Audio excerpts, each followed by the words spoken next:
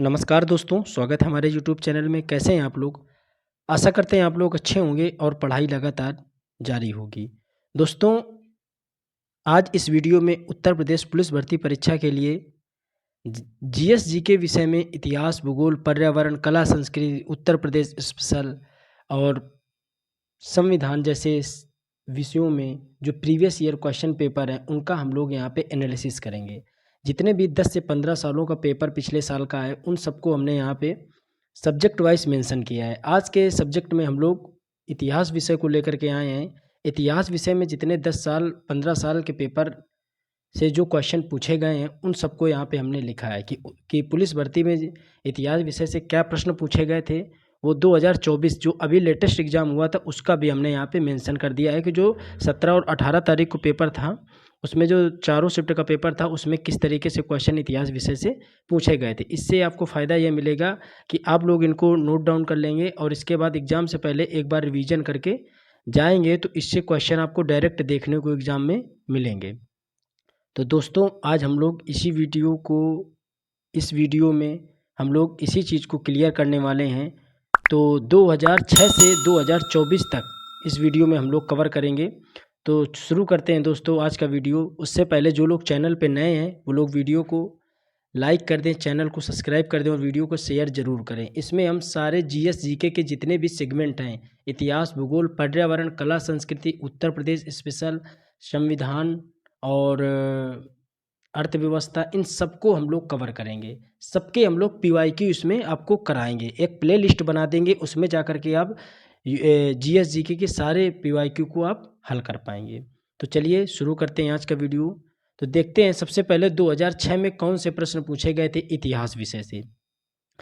तो इसमें डायरेक्ट हमने आंसर लिख रखा है, ऑप्शन हटा दिए हैं। ABCD करके जो ऑप्शन है उनको हटा दिया, डायरेक्ट आंसर लिख रखा है। ठीक है, तो पूछा गया था पहला क्वेश्चन कि जैन धर्मावलंबी महावीर को अंतिम क्या मानते थे? तो तीर्थंकर मानते थे। टोटल जैन धर्म में 24 तीर्थंकर हुए थे।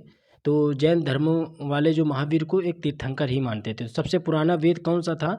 तो ऋग्वेद था। सबसे पुराना वेद कौन सा है? ऋग्वेद। ये क्वेश्चन वो हैं जो 2006 में यूपी पुलिस के एग्जाम में पूछे गए थे इतिहास विषय में। गौतम बुद्ध ने महापरिनिर्वाण कहाँ प्राप्त किया था? तो कुशीनगर में प्राप्त किया था। अब नेक्स्ट क्वेश्चन देखते हैं। दक्षिण भारत को विजय करने वाला पहला मध्यकालीन शासक कौन था? तो अलाउद्दीन खिलजी था, जिसका अगर सेनापति वो था मलिक काफूर। इसी को श्रेय जाता है, इसी ने दक्षिण भारत को विजय कराया था। ठीक है, तो अगर श्रेय की बात करें कि इसका विजय कराने पे श्रेय किसको जाता है तो मलिक काफूर। मलिक काफूर कौन था? तो अलाउद्दीन खिलजी का सेनापति था। पाहुल प्रणाली किस सिख गुरु ने आरंभ करी थी? तो गुरु गोविंद सिंह ने आरंभ करी थी। गुरु गोविंद सिंह ने पाहुल प्रणाली को प्रारंभ किया था। भारत में पहली बार रेलवे लाइन का निर्माण कब हुआ था? तो बम्बई से ठाणे 1853 में चलाई गई थी। तो क्वेश्चन ये पूछा था कि भारत में पहली बार रेलवे लाइन का निर्माण हुआ था बम्बई से ठाणे के बीच में। ये ऑप्शन उसमें सही था। अंग्रेजों ने अपनी प्रथम फैक्ट्री कहाँ पर स्थापित करी थी?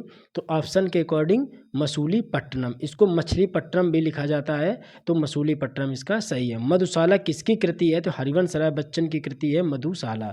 पुस्तक देवदास के लेखक कौन है? तो शरत चंद्र चट्टोपाध्याय देवदास के लेखक हैं। तो अब आगे देख लेते हैं।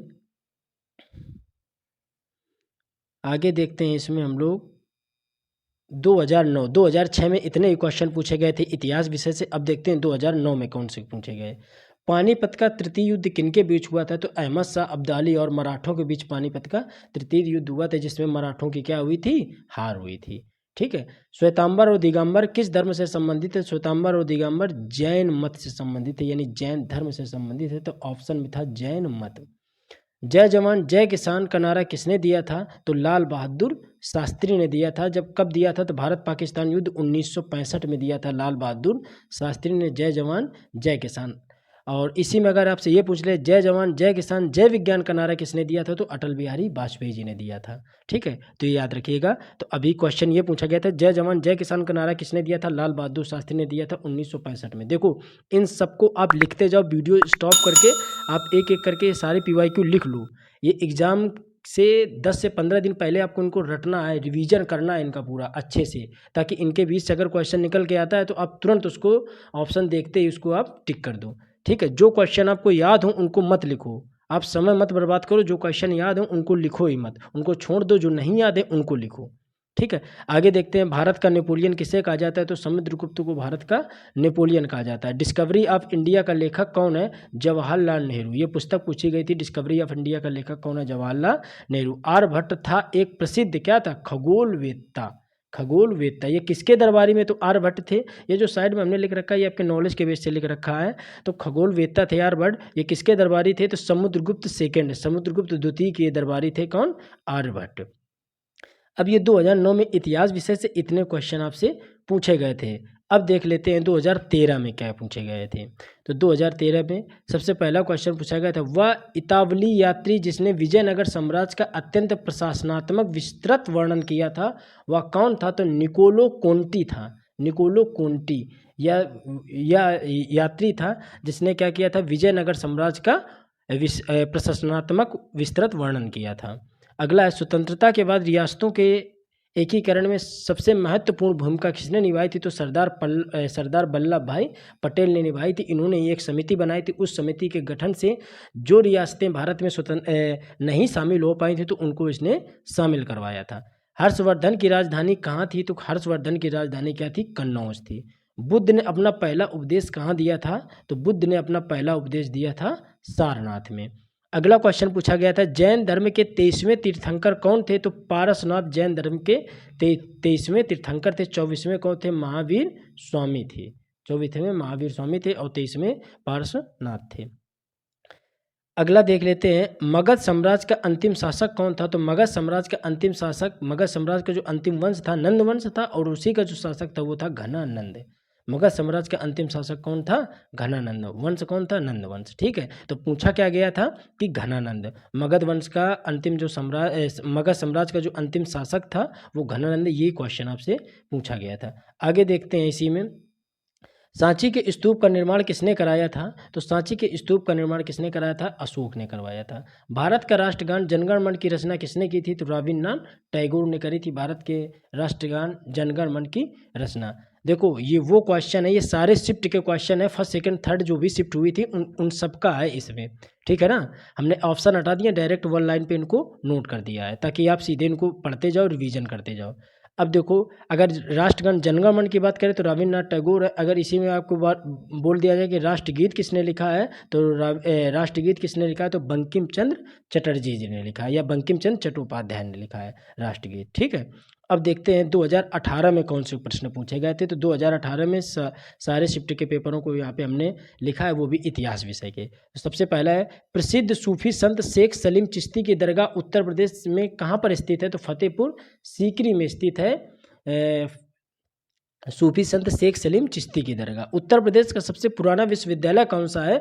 तो अलीगढ़ विश्वविद्यालय उत्तर प्रदेश का सबसे पुराना विश्वविद्यालय। इसकी स्थापना 1875 में सर सैयद अहमद खान ने की थी। ये आपके नॉलेज के लिए सिर्फ आपसे पूछा गया था कि सबसे पुराना विश्वविद्यालय कौन सा है, तो अलीगढ़ मुस्लिम विश्वविद्यालय है। गुरु गोविंद सिंह की मृत्यु के बाद गुरु की संस्था समाप्त हो गई और सिखों का नेतृत्व उनके विश्वसनीय शिष्य डैश को सौंपा गया। यानी उनके कौन से विश्वसनीय शिष्य को सौंपा गया था? तो बंदा बहादुर उनके शिष्य थे जिनको वो सौंपा गया था। ठीक है, सिखों का नेतृत्व किसने किया था? तो बंदा बहादुर ने किया था। आगे देख लेते हैं अगला क्वेश्चन, पाकिस्तान का नाम सबसे पहले किसके द्वारा गढ़ा गया था? तो चौधरी रहमत अली के द्वारा पाकिस्तान का नाम सबसे पहले गढ़ा गया था। रविन्द्रनाथ टैगोर ने अपने नाइटहुड की उपाधि किसके विरोध में छोड़ दी थी? तो जलियांवाला बाग हत्याकांड 13 अप्रैल 1919 को हुआ था, उसी को देखते हुए इन्होंने अपनी नाइटहुड की उपाधि वापस कर दी थी। आगे देख लेते हैं महाराजा, अगला क्वेश्चन देख लेते हैं क्या पूछा गया था। महाराजा सवाई मान सिंह, यानी इन्हीं को जय सिंह सेकंड के नाम से, जय सिंह द्वितीय के नाम से जाना जाता है, ने किसमें एक खगोलीय वेधशाला स्थापित करी? या महाराजा सवाई मानसिंह डैश में एक खगोलीय वेधशाला स्थापित करी थी? तो उज्जैन में इन्होंने खगोलीय वेधशाला स्थापित करी थी। वैसे 5 जगहों पे करी गई थी, तो 5 जगहें कौन सी हैं? तो दिल्ली, मथुरा, वाराणसी, जयपुर और उज्जैन। तो ये 4 नहीं थी, सिर्फ एक ऑप्शन में ये मैच कर रहा था उज्जैन, तो उज्जैन में इन्होंने स्थापित करी थी। ठीक है, तो ये नॉलेज के लिए है, तो इसको आप नोट डाउन कर लीजिएगा एक जगह। किस रियासत ने 1947 में पाकिस्तान में मिलने की घोषणा की थी, लेकिन बाद में जनमत संग्रह के बाद इसे भारत में शामिल कर होना पड़ा था। तो ये थी जूनागढ़ देसी रियासत।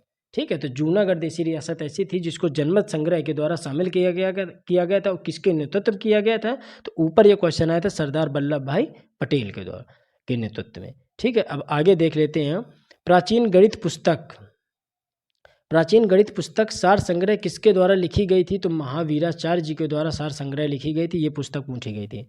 महात्मा गांधी जी के प्रिय भजनों में से एक वैष्णव जन के रचयिता कौन थे? नरसिंह मेहता थे। कौन थे? नरसिंह मेहता। किसने मगध की राजधानी राजगिरी से पाटलिपुत्र बनाई थी? राजगिरी से पाटलिपुत्र बनाई थी। तो अजात शत्रु ने मगध की राजधानी राजगिरी से पाटलिपुत्र बनाई थी। अगला है 1662 में पुर्तगाल के राजा ने इंग्लैंड को चार्ल्स द्वितीय को कौन सा भारतीय तटीय शहर दहेज के तौर पर उपहार दिया था? तो मुंबई शहर को दहेज के तौर पे उपहार में दिया गया था। नेक्स्ट क्वेश्चन क्या पूछा गया था?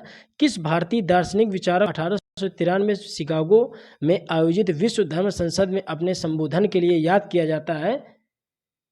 तो इसमें ये गलत यहाँ पे लिख गया है, ये क्वेश्चन ये नहीं है, इसमें ऑप्शन नहीं है।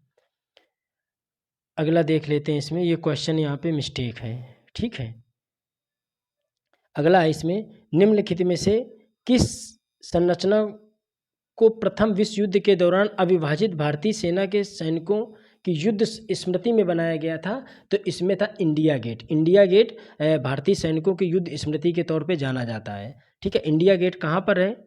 गेटवे ऑफ इंडिया कहाँ पर है? इन दोनों में कन्फ्यूजन मत क्रिएट करिएगा। इंडिया गेट दिल्ली में है, गेटवे ऑफ इंडिया कहाँ पर, ये आप कमेंट करके बताइएगा। अगला है मथुरा कला डैश काल के दौरान अपने शीर्ष पर था? तो मथुरा कला किस काल के दौरान अपने शीर्ष पे था? तो कुषाण वंश का जब शासन था उस समय मथुरा कला अपने चरमोत्तर को प्राप्त थी। तो ये क्वेश्चन पूछा गया था। अगला पूछा गया गुप्त काल का टेराकोटा। टेराकोटा का मतलब होता है पक्की ईंटों से बनी वस्तुएं। तो गुप्त काल का टेराकोटा से बना भीतर गांव का मंदिर उत्तर प्रदेश के कहाँ पर स्थित है या किस जिले पे है? तो कानपुर नगर में स्थित है भीतर गांव का मंदिर। ठीक है, अगला क्वेश्चन पूछा गया था पाल राजवंश के सर्वप्रथम राजा कौन थे? तो धर्मपाल थे पाल राजवंश के सबसे पहले राजा। तो ये पूछा गया था।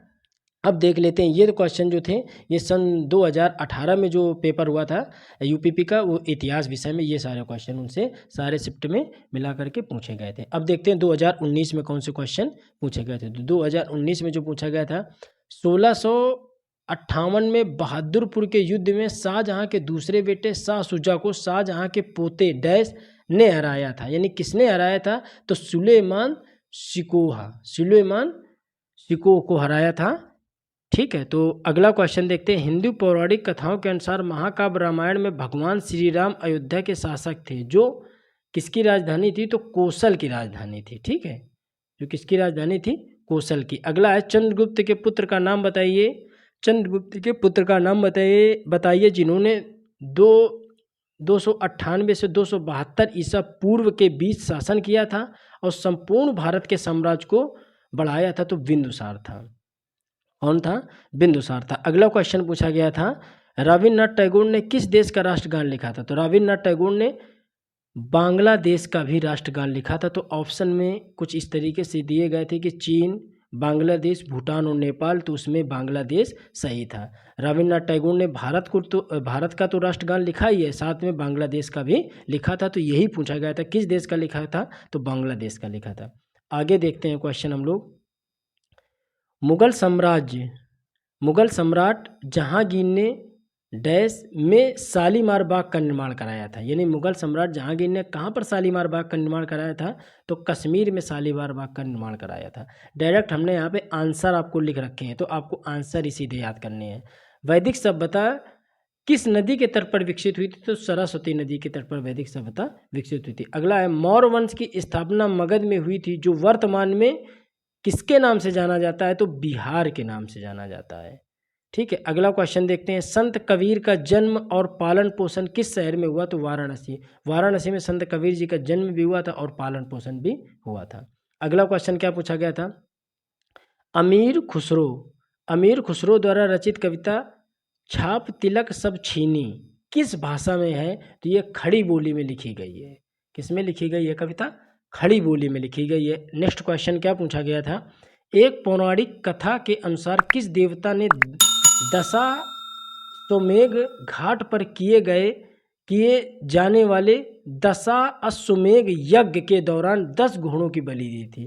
क्वेश्चन ये है कि एक पौराणिक कथा के अनुसार किस देवता ने दशाश्वमेध घाट पर किए जाने वाले दशाश्वमेध यज्ञ के दौरान 10 घोड़ों की बलि दी थी? तो भगवान ब्रह्मा। यानी बड़ा डीप क्वेश्चन इसको पूछा गया था भाई। ठीक है, अगला देख लेते हैं। शिवाजी के छोटे बेटे का नाम बताइए जो तीसरे छत्रपति थे। तो राजा राम भोसले थे जो शिवाजी के तीसरे बेटे थे, जो सबसे छोटे बेटे जो तीसरे छत्रपति बने थे। अगला देखो, काकोरी रेल लूटपाट की कल्पना राम प्रसाद बिस्मिल और किसने की थी? तो अशफाक उल्ला खां के द्वारा।